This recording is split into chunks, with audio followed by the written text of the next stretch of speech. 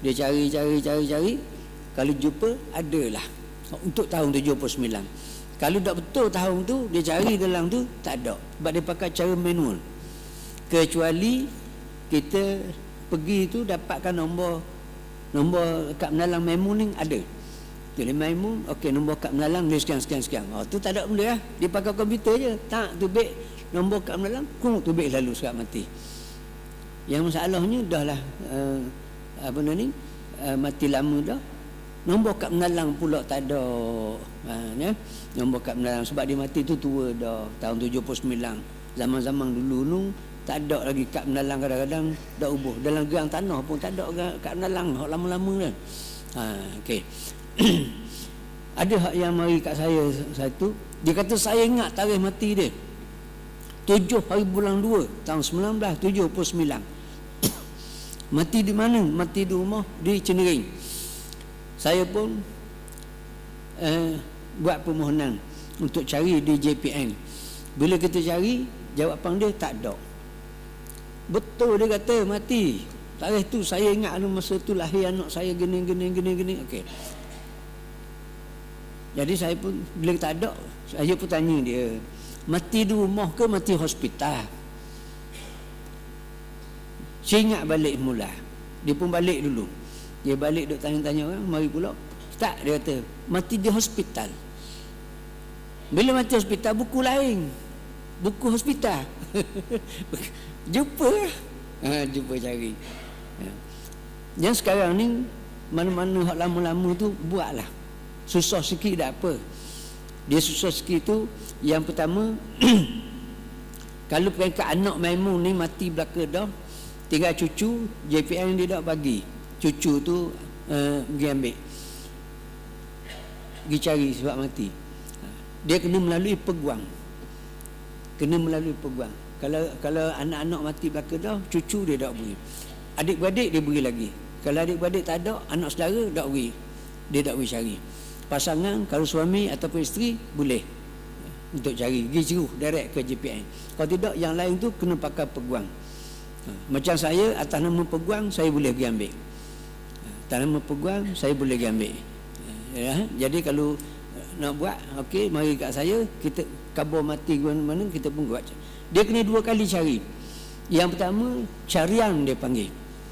Carian tu, bayar orang dia RM10 je. Satu carian, setahun.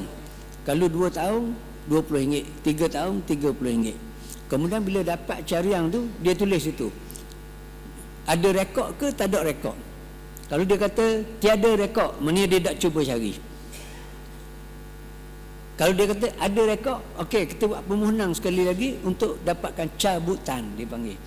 Cabutan sijil kematian. Bayar pula RM5. Lepas tu bayar ke JPN. Upah peguam cerita lain pula. Gitu. Kalau kita sebagai anak, kita boleh pergi sendiri je.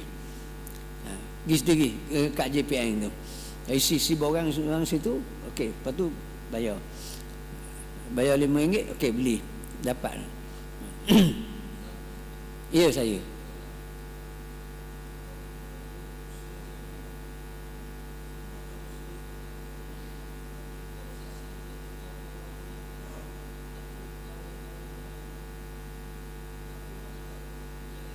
dak jumpa cari pas sudah.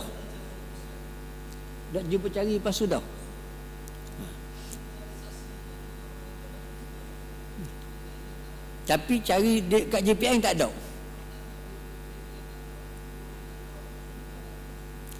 Kalau sampai sudah dak jumpa cari,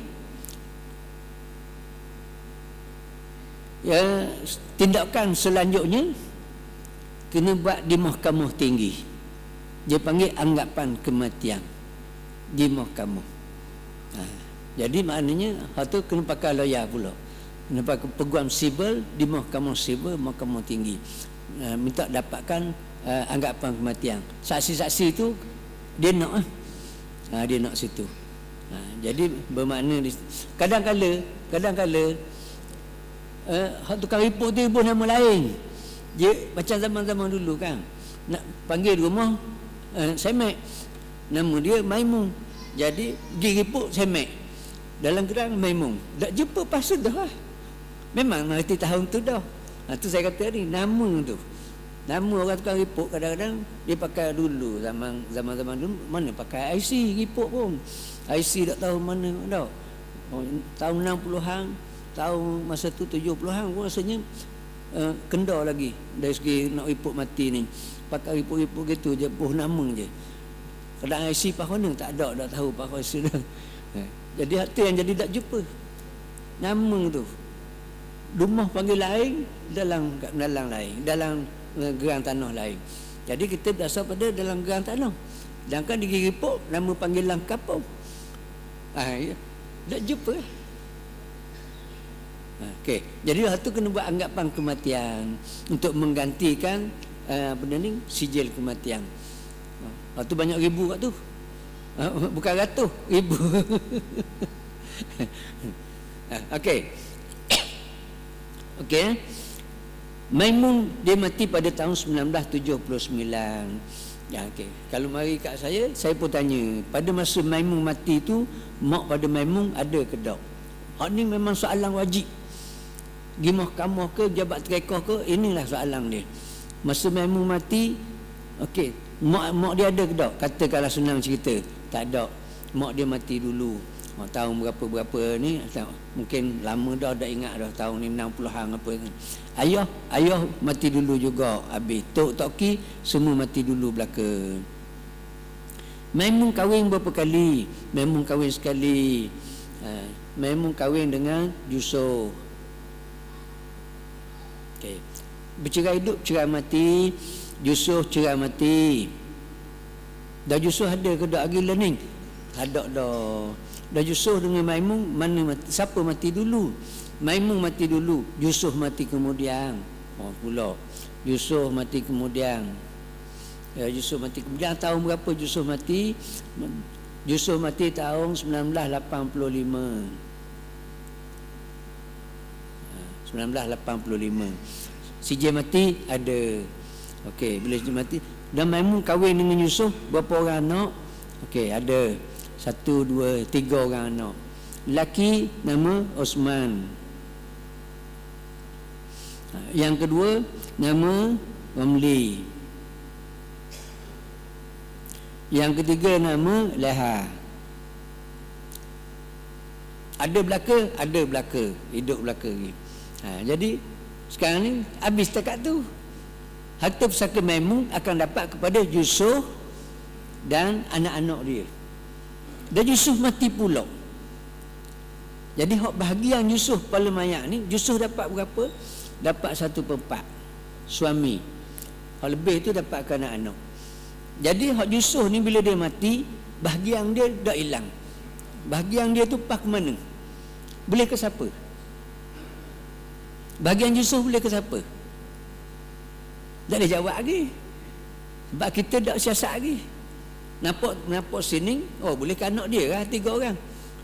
Zahirnya gitu, tapi kita belum siasat. Kita kena tanya pula. Gawai pun akan tanya pula ni Yusuf.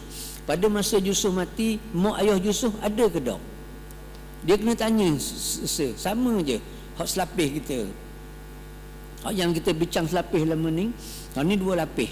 Dia panggil 2 lapis. Maimun lapis yang pertama, Yusuf lapis yang kedua. Pada masa Yusuf mati, mak ayah dia ada ke tak? Mak ayah dia tak ada dah, mati dulu dah. Yusuf kahwin berapa kali? Sudah, kena tanya. Yusuf kahwin berapa kali?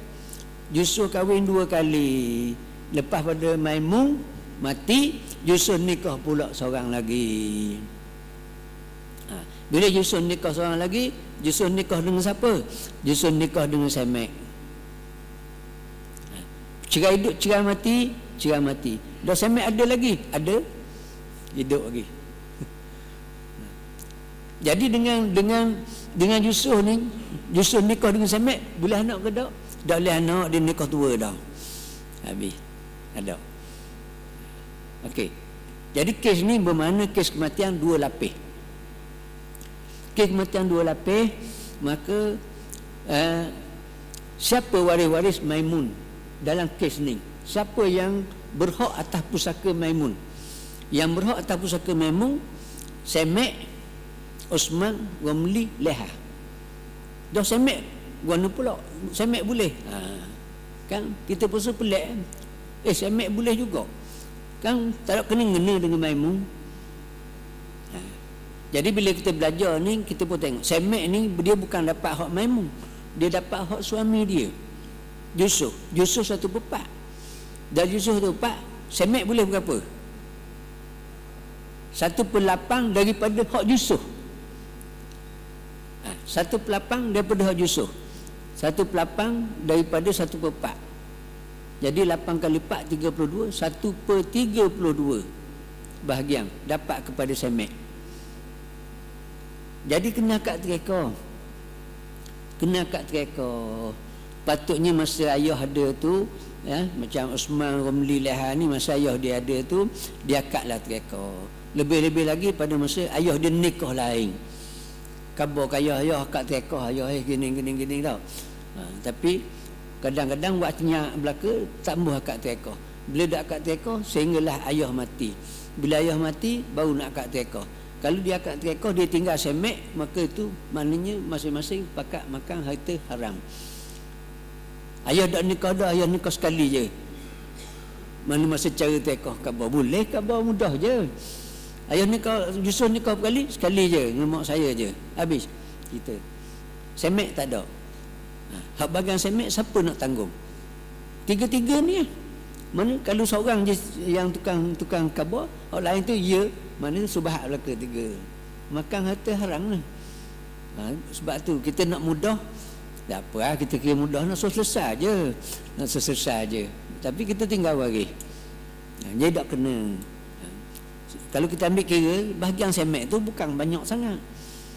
Masalahnya bila kita dak akad tereka, bila semek dah, bila Yusuf mati, tak tahu semek pas mana nak cari. Sudah. Itu masalahnya. Ya. Jadi kita cubalah selesailah tereka ni, mana-mana yang ada. Kita ambil cari-carilah waris-waris ni jauh ni.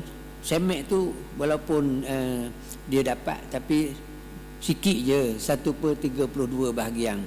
Contohlah kalau harta ni 30,000. 30,000. Tanah nilai 32,000. Semek boleh berapa?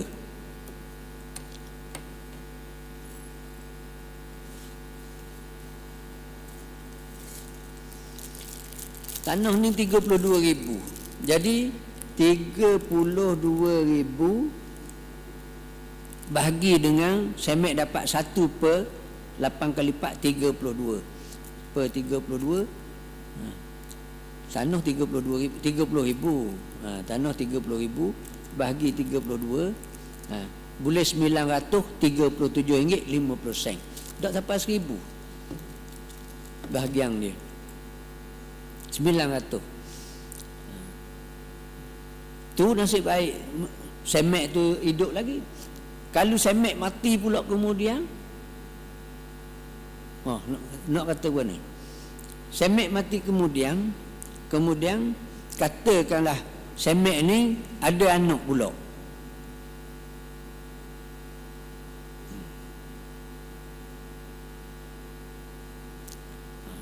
Turun pula kepada anak-anak semek pula.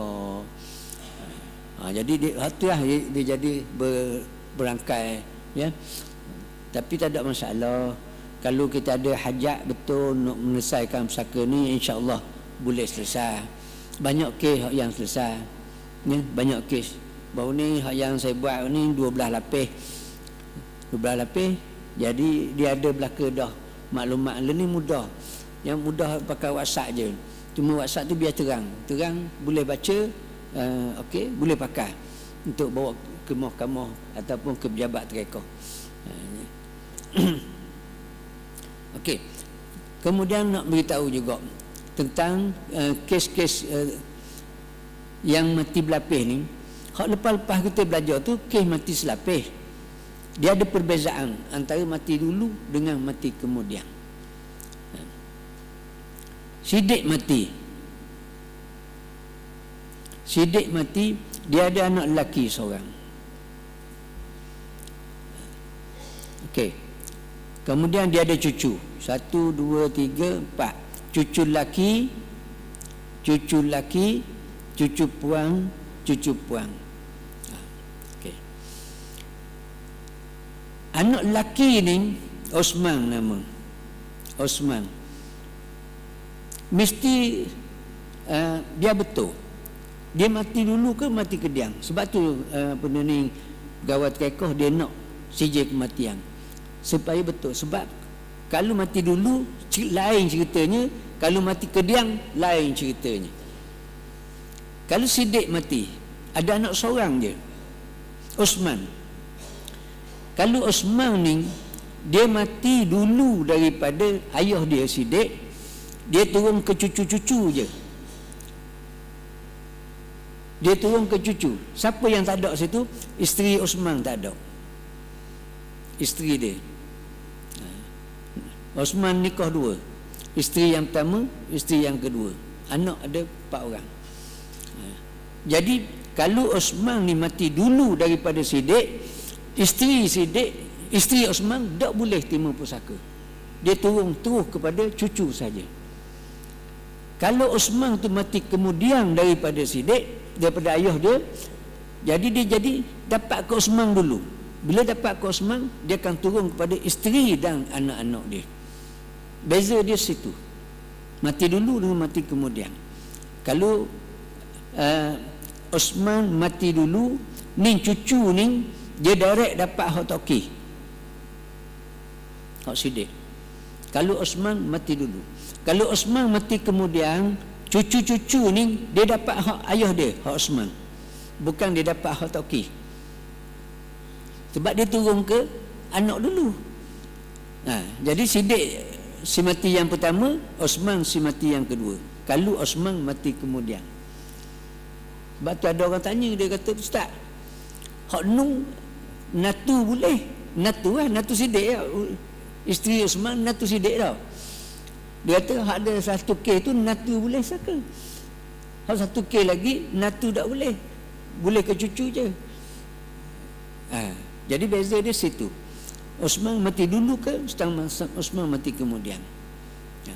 Begitulah juga seorang mati.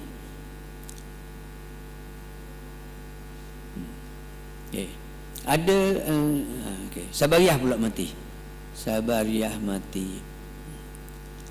Dia meninggalkan anak lelaki Osman, anak puang Murni, anak 2 orang.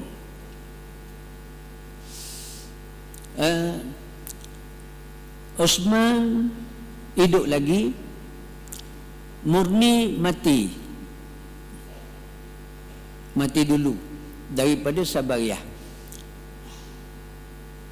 Ibu bapa semua tak ada belaka dah, suami pun tak ada, senang cerita.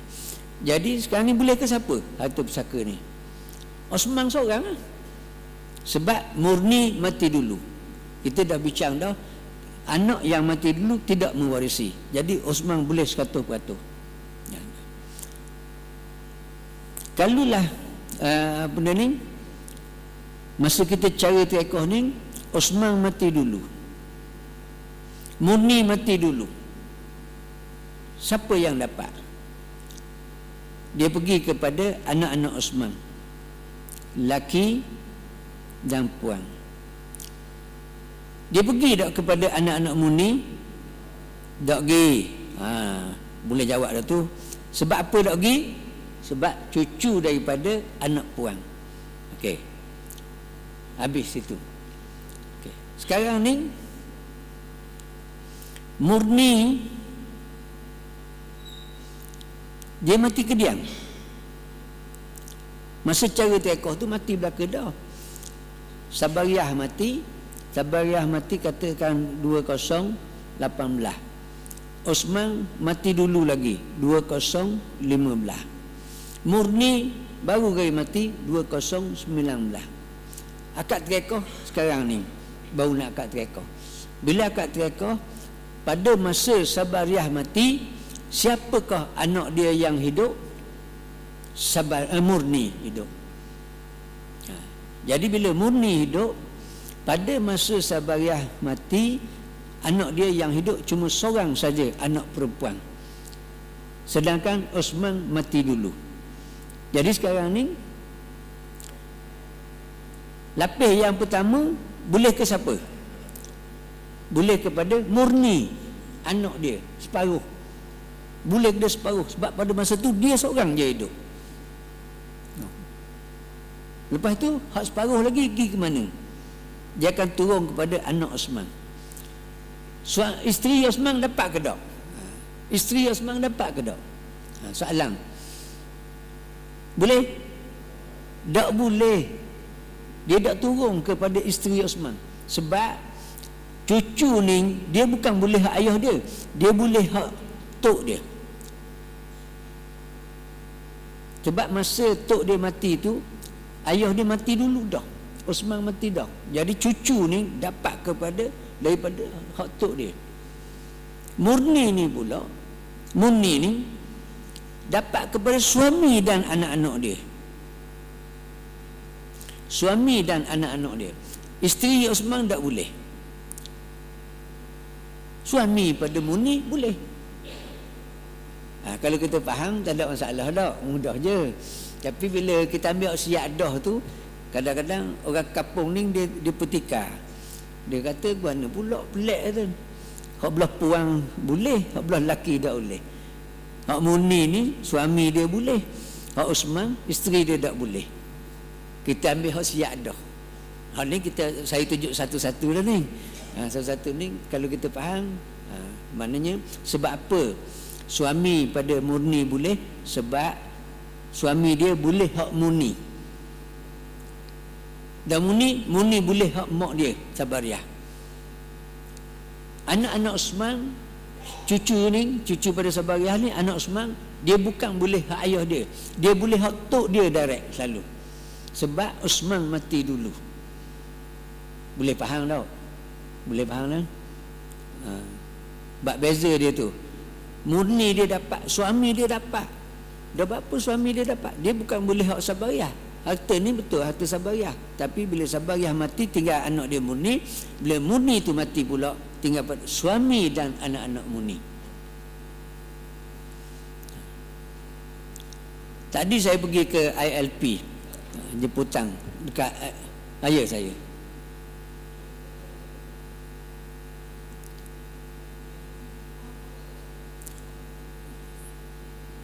Siapa dia? Cucu daripada anak Osman dapat laki dan perempuan. Dia berpasangan, ada 4 pasang. Kalau ingat kaedah balik, 4 pasang, anak laki, anak puan, dia berpasangan. Kalau ada dua-dua ni, dua-dua dapat. Cucu laki dan cucu perempuan.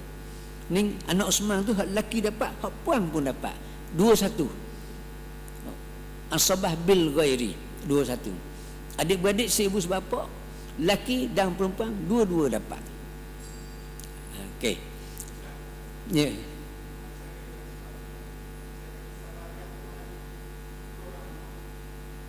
Tujuh.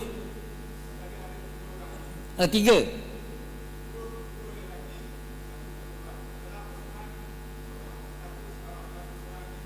Romli seorang.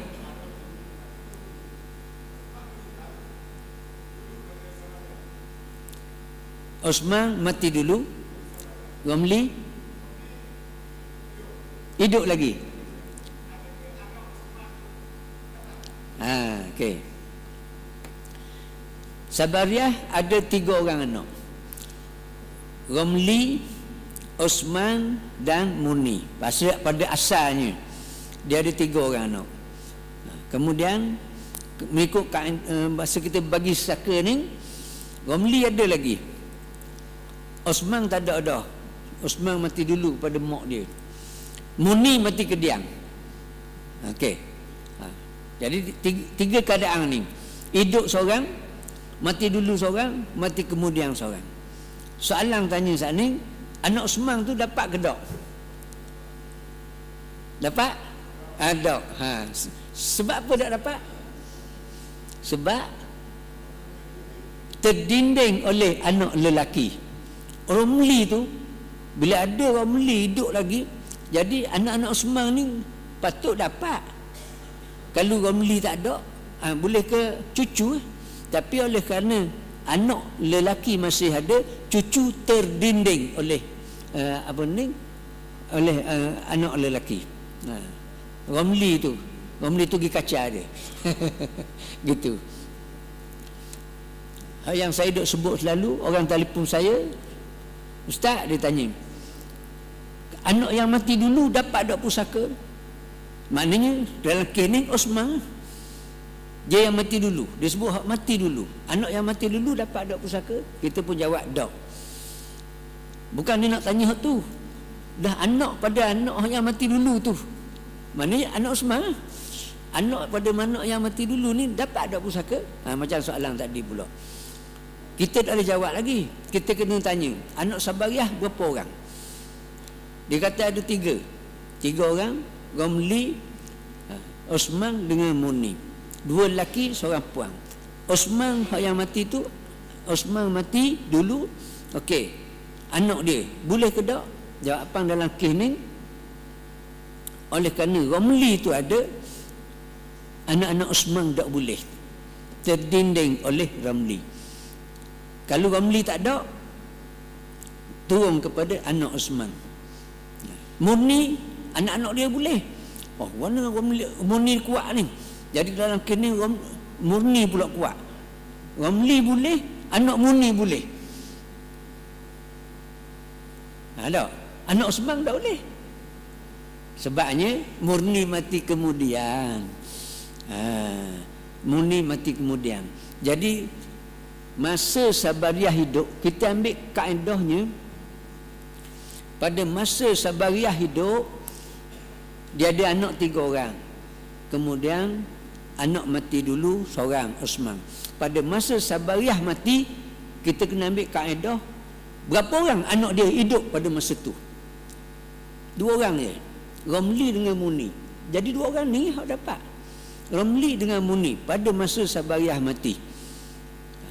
Kita nak cara ni, kita nak bagi hari ni, tahun 2020 ni. Tapi kita kena ambil sejarah asal dia.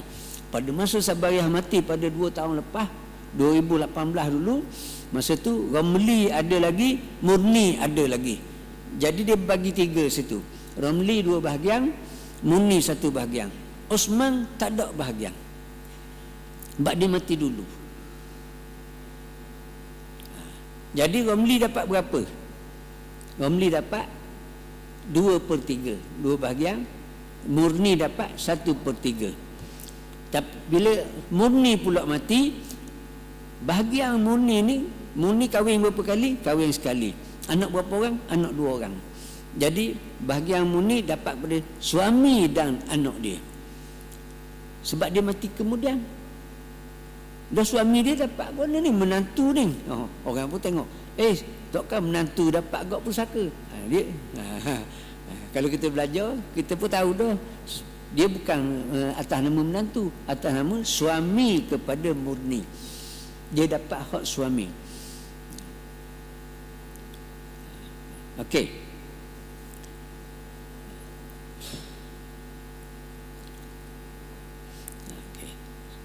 Jadi kalau dalam keadaan ni, kalau kita padang balik kata Romli ni tak ada, Romli ni tak ada, maka dia akan turun kepada anak-anak Osman. Sebab yang mendindingkan dia tak ada. Anak lelaki yang mendindingkan tak ada. Kalau ada anak puang dia 3-4 orang pusing ni hak hidup lagi. Ni anak puang ni hidup. Ya, puang dia hidup. Ni hidup lagi. Murni mati kediang. Pada masa Sabariah mati, Murni hidup lagi. Pak beradik ni hak puang ni hidup lagi. Tapi belum bagi tekoh ni, Murni mati. Bila Murni mati, okey, hak bagian Murni tu akan turun kepada suami dan anak-anak dia. Hak ni ramai agak orang tanya ni. Orang tanya dia tu, ustaz, kalau anak mati tu, saka dia boleh ke siapa? Boleh ke suami dan anak-anak dia. Kita ambil bawah jadi hak asal pula. Si mati asal. Sabariah mula-mula asal mati, turun kepada anak-anak dia. Anak mati tu pula, kita akan tengok. Ni macam Murni ni, pada masa Muni mati, mak dia ada ke tak? Mak dia tak ada dah, Sabariah mati dulu. Tok tak ada. Ayah dia, ayah Muni, ayah pun tak ada, mati dulu. Tok Ki sebelah ayah tu pun tak ada. Okey, yang belah atas. Muni kahwin berapa kali? Kahwin sekali. Okey. Jadi bahagian Muni jatuh kepada suami dan anak berapa orang? Anak ada 2 orang.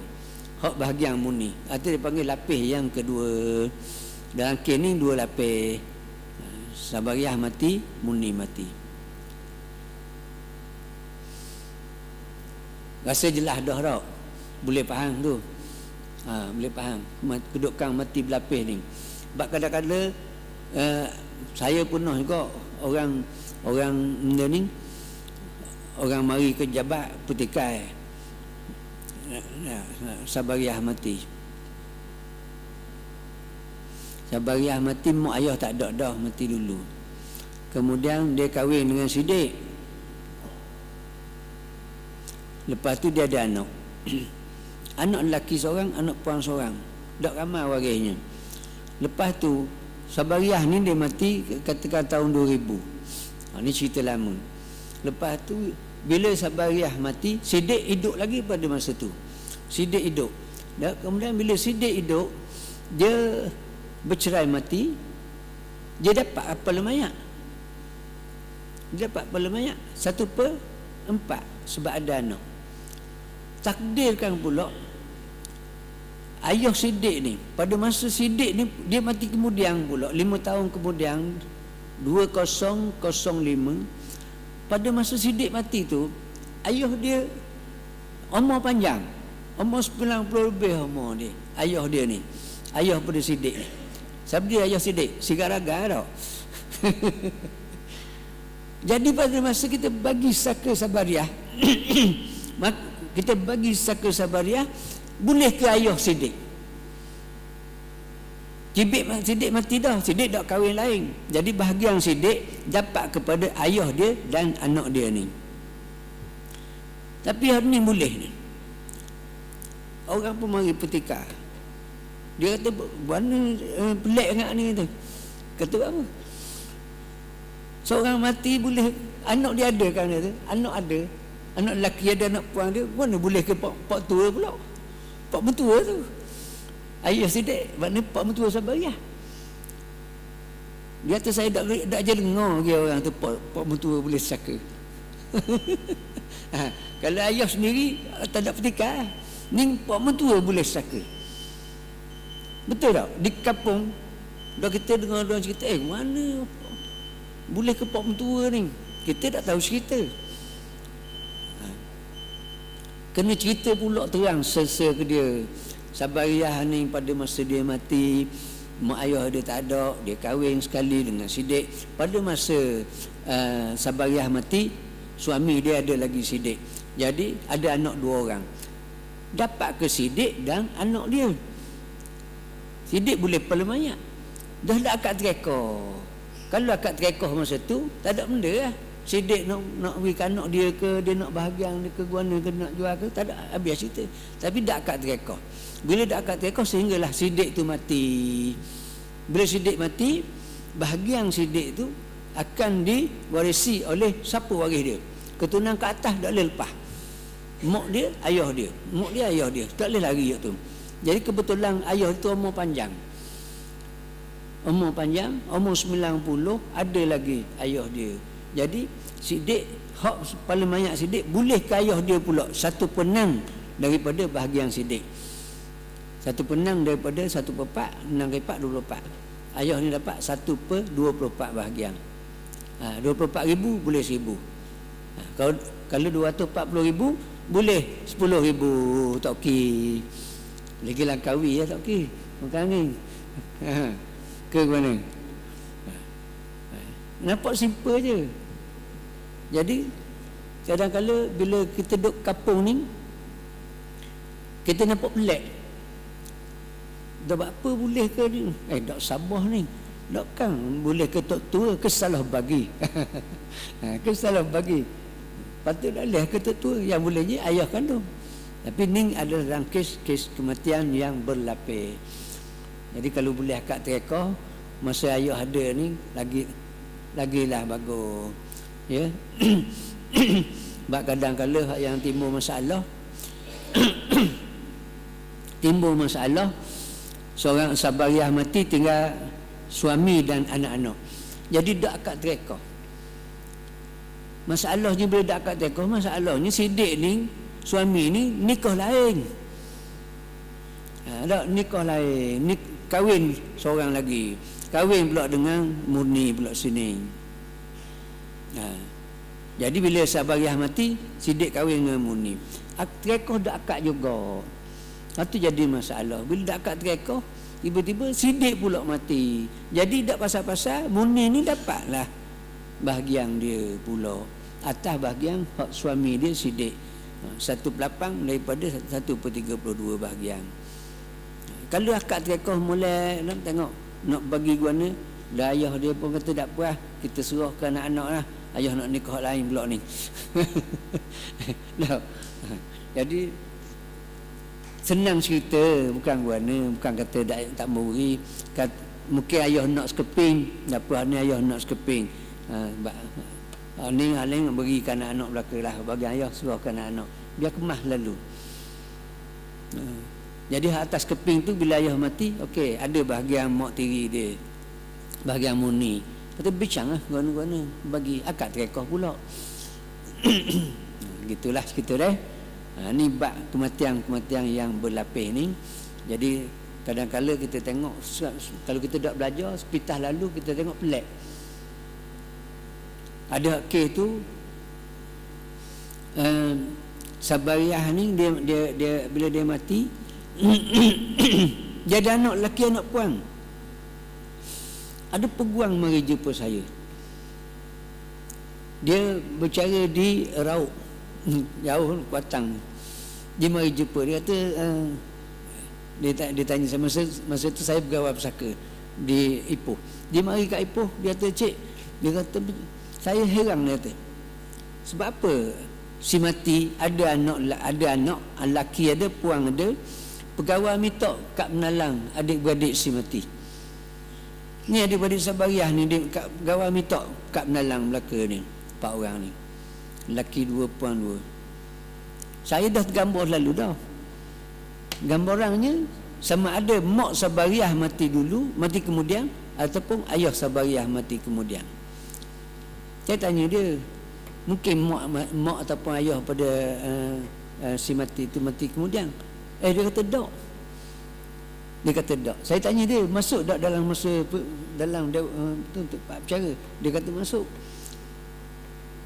Saya pun telefon ke pegawai dia tu, di Rauk tu. Tanya dalam kes ni gimana? Jadi pegawai tu berkhabar, dalam kes ni mak dia mati kemudian, ayah mati dulu, mak mati kemudian. Sebab mak mati kemudian ni, berapa orang anak mak ni? Ni 4 orang. Anak lelaki ada, tapi sebab apa dapat kepada adik-beradik? Sebab pada masa Syarifah tu mati, mak dia hidup lagi. Ni mak hidup, mak Syarifah ni dapat 1/6. Bila mak mati, turun ke mana? Turun ke anak-anak mak ni. Anak-anak mak, adik-beradik sabariah. Atas 1/6 bahagian tu.